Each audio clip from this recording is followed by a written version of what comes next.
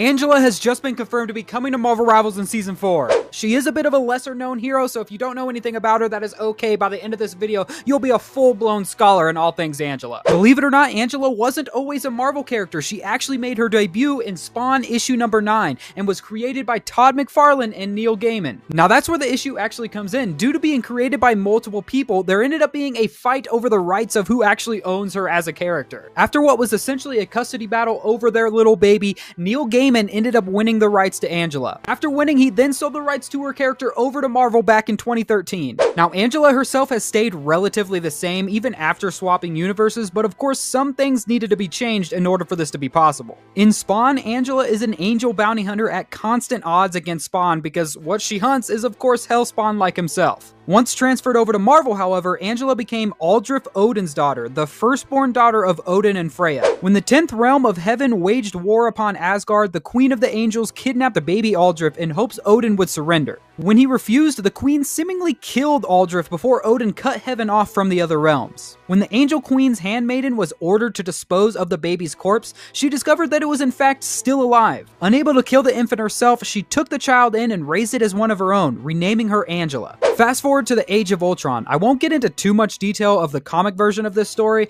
as that would take a whole other video, but to sum it up, Wolverine travels back in time to try and stop Ultron. And as we know, time is a fickle thing, and this causes a rift in space-time. This rift is what pulls Angela from heaven to Midgard. Confused and understandably pissed off, Angela makes her way to Earth to try and find out whoever brought her there. Unfortunately for her, she instead runs into the Guardians of the Galaxy. After a brief squabble, because this is comics and we love a good fight, she ends up joining the Guardians for quite some time. And now it's time for Angela to finally be reunited with her family. After the birth of Odin's second daughter Larissa, Angela feels as though Odin isn't worthy of raising a daughter after what he put her through. So she does what every good sister does and goes to Asgard and kidnaps her. Now of course Thor isn't one to let his siblings go quietly, even if it's his own sister trying to take her away, so he steps up to battle her. Let's just say this didn't go too well for the not so mighty Thor. After already weakened from fighting off angels, Thor was no match for his sister in battle. Successfully rescuing her sister from Odin, Angela returns to the Guardians who are waiting for her. When the Asgardians finally regain their strength, they send the Valkyries to retrieve the child. Unaware of what's going on, the Valkyries tell the Guardians how Angela actually stole the child and it's not truly hers. Angela then explained to them all that when Larissa was conceived, it was in the world between realms, the same place Odin had imprisoned Surtur.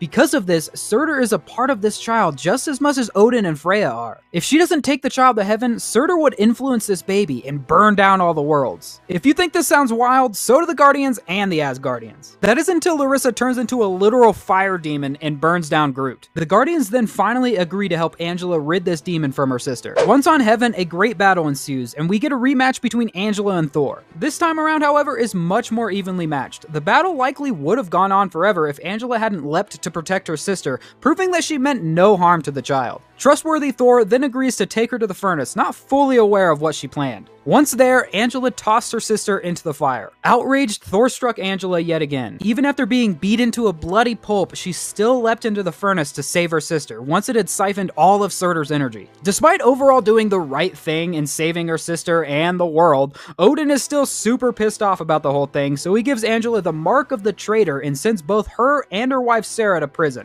Prepared to live their life together imprisoned, Angela turns to Sarah to embrace, only to see a knife going for her heart. This wasn't Sarah at all. This was a disguised dark elf, and not just any dark elf, but Malekith, leader of the Dark Elves. Malekith then revealed to Angela that Sarah had been imprisoned in Hell, and if she wants her, she'd have to travel to a whole new realm to get to her. Believe it or not, fighting through the beasts of Hell actually wasn't too much of an issue for Angela. In fact, she made it to the prisons and found Sarah with relative ease. But of course, there is always a problem. Once imprisoned in Hell, you can only be released by the Queen of Hell herself. Now, of course, Hela wouldn't just let one of her souls go, especially one of her strong ones, so instead, Angela must face off against the Queen and become the Queen of Hell herself. Now, don't get it twisted, Angela is no match for the Queen of Hell in her current state, especially in her own domain. First, Angela must go through 3 trials to gain some strength. The first trial was a trial of fear. Angela must defeat a fear avatar while reliving her worst fear, which was losing Sarah. After defeating the fear avatar, Angela absorbed it into herself, gaining its power.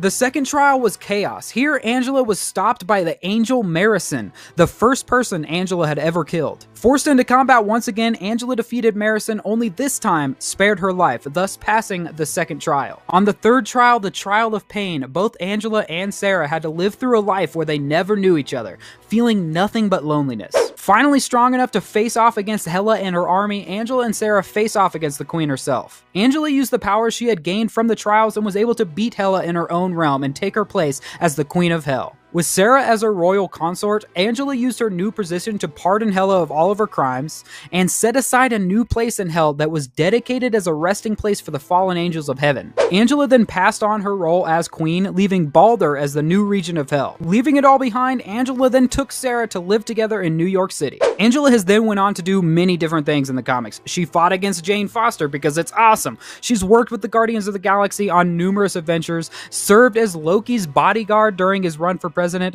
but for the most part, she's been living a normal life in New York City with her now wife, Sarah. I'm personally super excited to have Angela come to the game. We have been desperate for some new van cards, and she is a perfect pick. Let me know what you guys think of her addition to the roster, and as always, make sure you're following so you don't miss out on anything Marvel Rivals.